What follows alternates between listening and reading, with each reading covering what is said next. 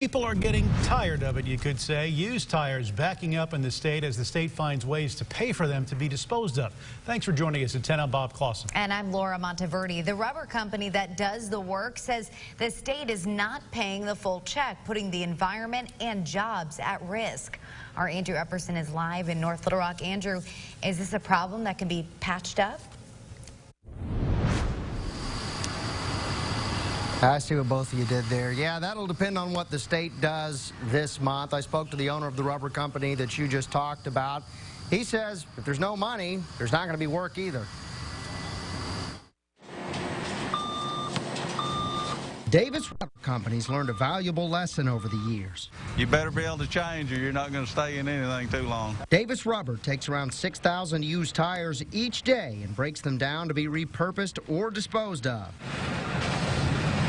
But Davis says there are no lessons that could have prepared the company for what's been happening. When they told us they only were going to be able to pay us 68% of what we're contracted to take, we said, well, we're not doing that. When you get new tires, you pay a fee. This pays the state to get rid of the old ones.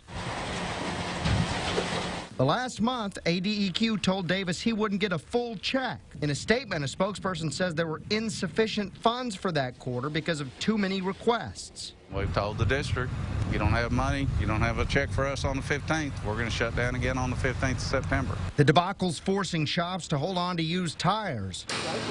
Here at Discount Tire and Brake in Little Rock, the parking lot was full of them this week. They weren't able to come pick them up because we weren't able to get rid of them. So we don't have square footage to keep them in here. You know, I think that's when they end up, not us, but that's when they end up, you know, where they're not supposed to be. Store manager Ken Liner's talking about illegal dumping, which could harm the environment. But Davis says this is also impacting jobs. No money, no way to pay salaries. Last week we had 7 people laid off. So Davis says he hopes state leaders find a way to permanently reimburse tire disposals, because if this happens again, the company will be in trouble. We can't operate at that. We just have to close down.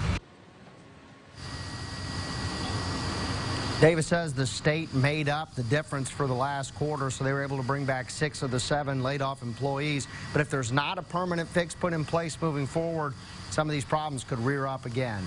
Live in North Little Rock, Andrew Epperson, KARK 4 News.